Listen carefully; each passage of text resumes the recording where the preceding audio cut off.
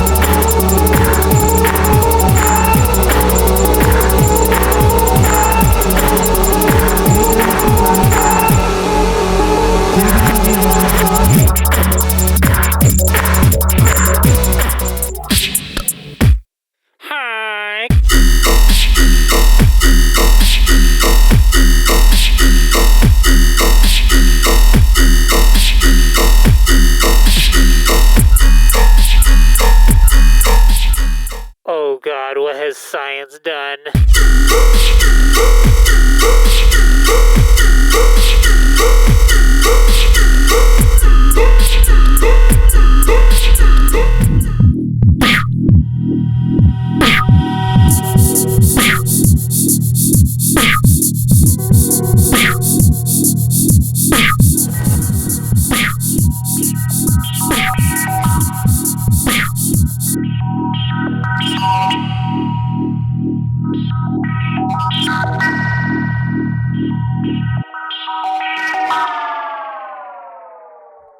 So the first trick is bouncing a track. I would like to reference this video here. This is my advanced techniques and cool tricks tutorial.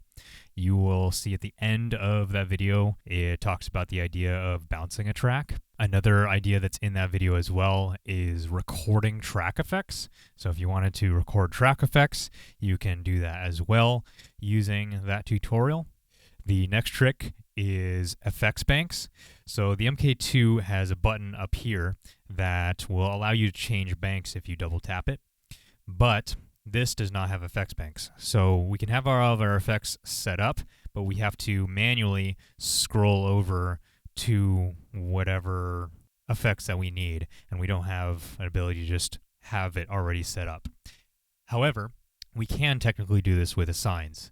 I have a tutorial on assigns right here that you can go watch, and I talk about that. I'll give you an example right now though. If we wanted to set up a sound very quickly, we can put assigns on. So over here in memory, I have several assigns that have effects banks. The ones that you're going to be concerned about is the increase and decrease. So you tell it which effect that you want to change. Increase makes it go to the right. Decrease makes it go to the left. So what I have done here is I set up playing track 2 will change the effect bank. So I want you to notice what happens when the effect changes. So right now it's on a granular delay. It's going to change to a phaser. I'm also going to set up a blank track here. So then I can just push it and it'll change the effect.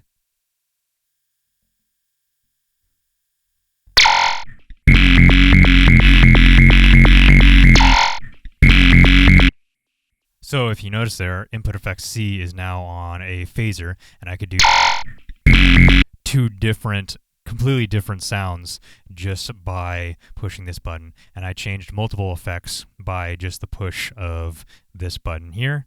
So you can use the signs to have your own effect banks. One thing to note about having the effects, you can think of the effects list as a loop as well. So for example, if you need to go from reverb all the way to filter, you just need one assign to change it. You just have it increase 1, and it'll go from reverb to filter because it'll go increase means goes to the right. One thing that you might find useful when performing on the MK1 is being able to replicate sounds and whole tracks on the MK1. Now, a lot of the information I could give about this is in the how to make any song on the MK1 and 2. One thing that I do want to talk about here is this program called Adobe Audition.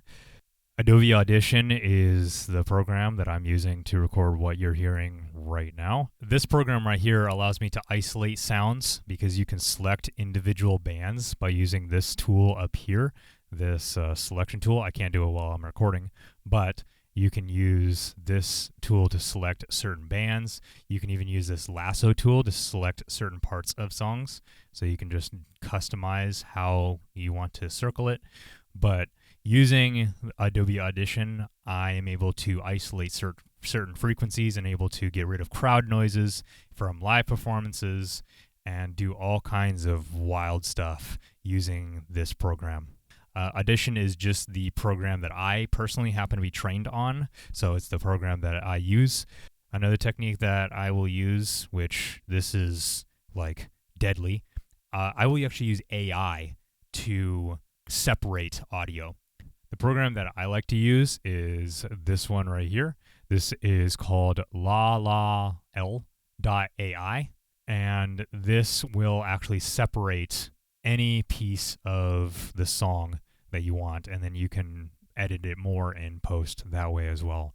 So if there's vocals on top of a certain sound, and that's the only way I can get it isolated, I can use this program, the vocal and instrumental. I'll select a file, put it in here. It'll separate the vocals from the instrument very, very well, might I add.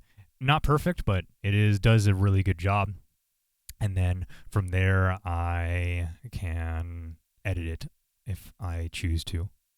All right, so now this part of the tutorial is, you can consider this the second half. I'm going to be showing you how to replicate some of the track effects and input effects on the MK2 on the MK1.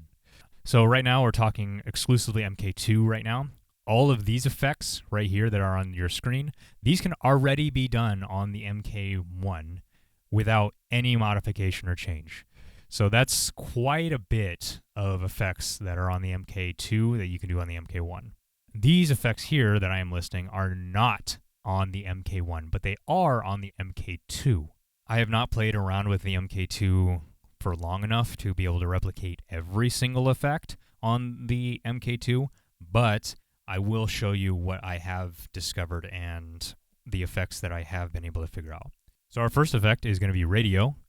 Radio you can access by going over to dynamics, and the type of compression, you're going to move it all the way to the far right until you get to phone vox. On the MK2, there is just like 1 or 2 parameters for the radio, and as you can hear, I now sound more like I'm on a radio. You can also do similar things using a filter. You can also use a lo-fi to change the sound. So if you want to, you can have another effect, like say the lo-fi, add that on, and make it sound even more radio-like, maybe turn the bit depth off, or turn the sample rate off and have just a lower bit depth. But that is how you do the radio effect on the MK1. Next, we have the auto riff, which, by the way, if you want to know what all of these effects are on the MK2, I actually have a tutorial on every single effect on the MK2, but the auto riff on here is going to be a little bit different. On the MK2, it is automatic, so you just go into the microphone or make any sound you want or have any sound recorded. So we don't have the ability to automate it necessarily, but we do have the ability to replicate it still on this device, just minus the auto part. There are quite a few different ways we can do that. One is by going over to transpose, and you can even set up assigns if you want, and have several different assigns. So like the stop button could be one value, and then the play button could be another value. You can have it off for no value as the original. You can even use the knobs to limit the amount of like change that you can do. So like, for example, if you're only going in the negatives, you can set it for -12 to be here, and all the way over here will be 0, for example. Again, more information about how to do all that is in the assigns tutorial. Another combination that you can do to replicate the auto riff is to have a robot on input or track effects A, then have a vocal distortion on B, and then have a filter with a rate of 0 and a depth of 0 on the C. So you have all of these effects. You can tune your filter to cut out some of the distortion that is happening. The distortion will just really bring the robot sound out, and I've noticed that it sounds reasonably close to what the auto riff is doing on the MK2. Even if you just have robot on its own and like an EQ, that is a really good way to do a riff, and you can change the note like this on the buttons.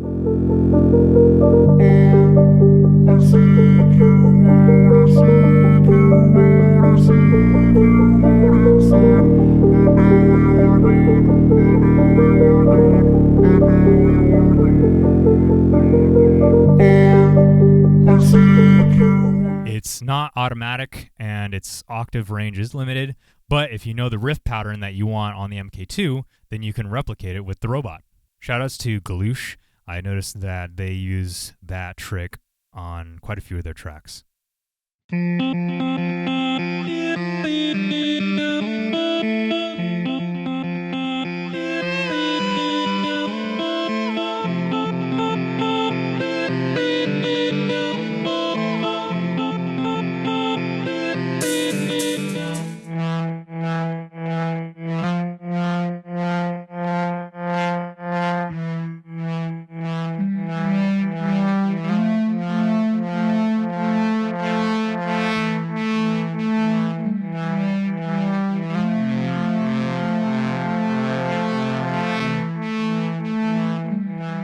Next up, we have harmony, all the harmony effects.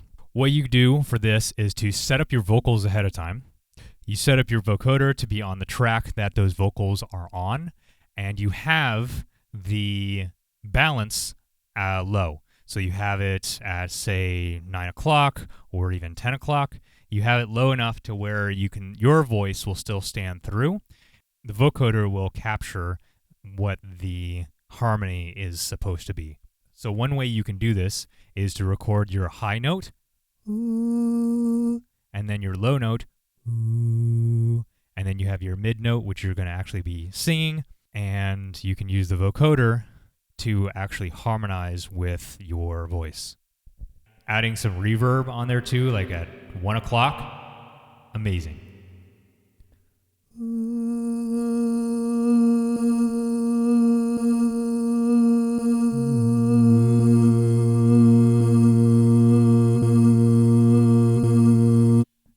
This sounds pretty good. Now, my voice is fluctuating by quite a bit. This is just a random note harmony that I made, but you can adjust how much of the harmony that you want to have using the knob. I'll give you a little deeper example. So we have a 6-note layer harmony that is going all over the place over here on this track. And we can now give ourselves a little bit more of a harmony while we sing.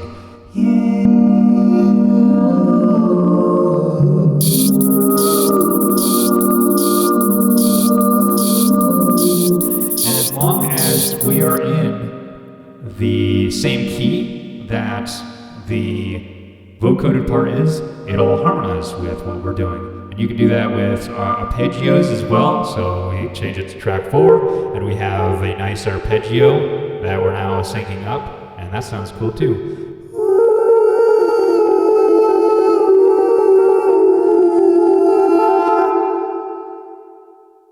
Next, we have the oscillator bot. Yeah, we can even do the oscillator bot on here.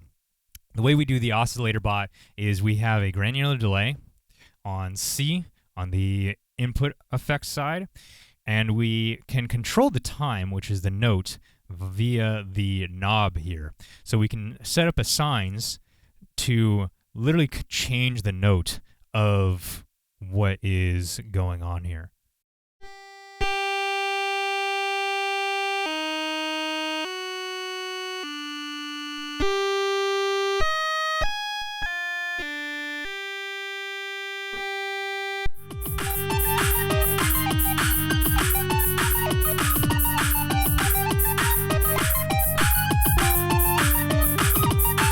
No sound design, just noise. I am here to break the limits of my So once again, it's not automatic, but with assigns, we can change the note of whatever it is that we are trying to input.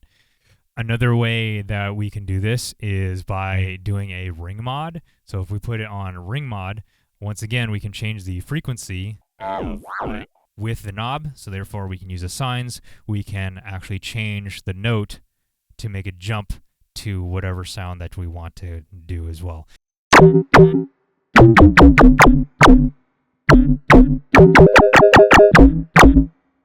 Next up, we have PreAmp. Now, PreAmp, this is basically a distortion, and you can layer multiple distortions on top of each other, so you don't just have to have the one distortion. PreAmp on the MK2 is about replicating amplifiers, which again, we can kind of do that on the MK1.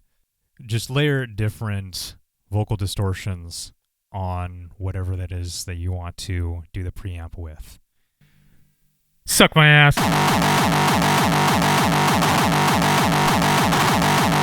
Ish.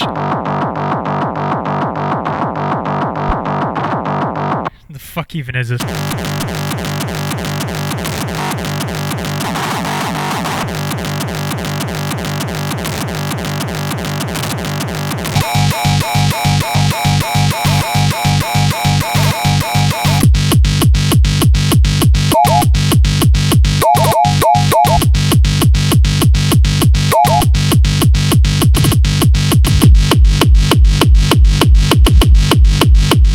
Another thing that you can do to replicate some of the amplifiers is to actually add an EQ, which is right next to a distortion.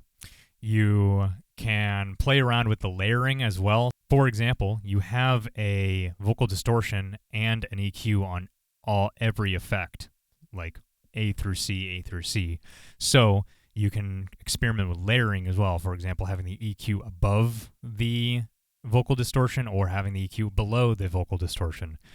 Having certain vocal distortions on top of other vocal distortions, like one with a low tone versus a vocal distortion with a high tone, and then swapping for high-low. You'll be able to replicate the MK2's preamp pretty reasonably with that.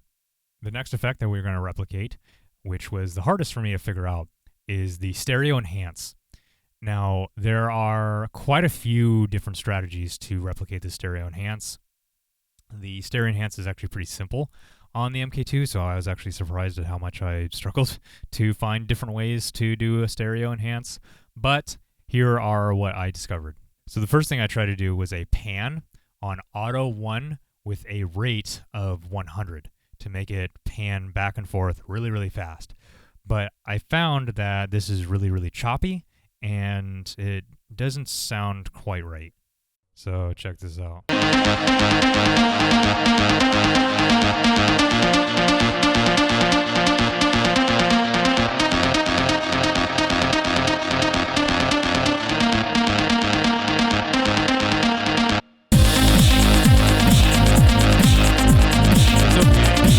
It's okay, but again, it has that real choppiness. And even if I were to have the rate at a 30-second note, like it's way too choppy. You can experiment and see if using this pan idea on the actual recording itself, so an input effect, works better. Maybe certain sounds that are already kind of choppy or more technical, like electronic sounds, it may work better with, but you can definitely try it out. Speaking of using it as an input effect, you can use a pan as an input effect, set it on manual, and then you can change what side the sounds are coming in on. Check out the pan tutorial to learn more about this effect, but essentially what you're doing is you're putting one note on the left ear and another note on the right ear, and then you can even go back and forth between that. That will have the audio panned for your track when you record it.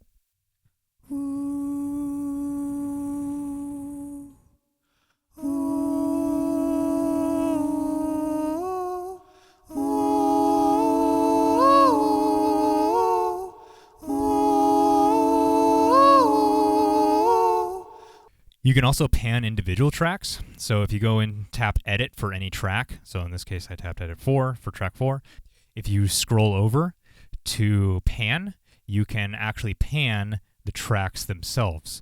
One thing that I will sometimes like to do if I'm swapping faders between effects, or if I want to have something a little more panned to each side, I'll set one track to be to the right by a little bit, and then I'll have the other track to the left a little bit, and that will allow it to stand out in the mix a little bit more, or allow something in the middle for another track, for example, to come in through the center a bit more.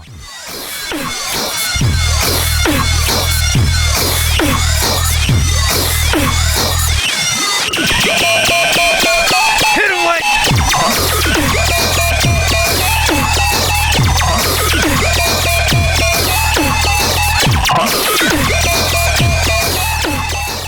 Another way that you can replicate a stereo enhance, if you would want like just a simple, I just want an effect, I want to be able to turn it on and be done. Well, the chorus can actually do that. You can set up a chorus with, say, an EQ to really bring out the frequencies that you want to bring out in the chorus. Just have a chorus of 50-50-50, which is the default chorus, and that will actually replicate a stereo enhance and really bring out the sounds to both sides.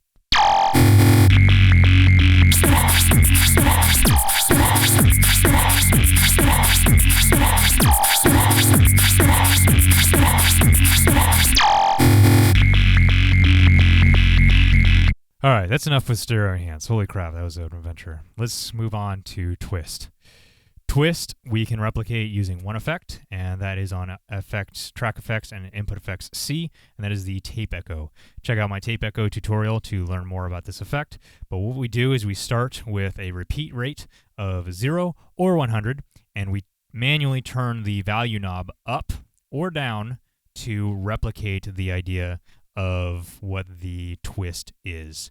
One thing that helps is having the intensity all the way up, so having that on 100, and you can have your echo level on whatever works for your track, but you have the repeat rate, will start at 0. We have the twist, and we can go down that way too. And that's it. Keep in mind that these aren't perfect matches, as the algorithm and software and hardware is upgraded on the MK2, but we can get pretty close with a lot of these. Also, as a reminder, these are only the effects that I personally figured out how to do. I'm sure there are ways to replicate the other effects, as well as different ways to replicate the effects that I just demonstrated for you today. Before we get into the example track, I want to give you one last bonus tip that will really expand the amount of things that you can do. Keep in mind that you have 99 memories on this device.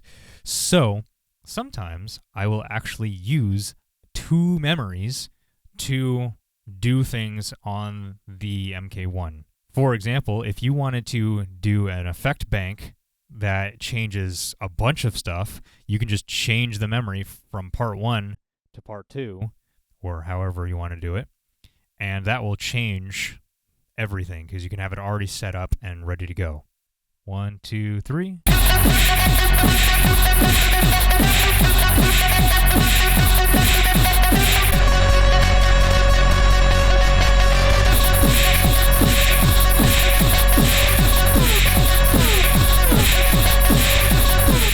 All right, now that you understand all of these different ideas, let's take a look at Dream as performed on an MK1.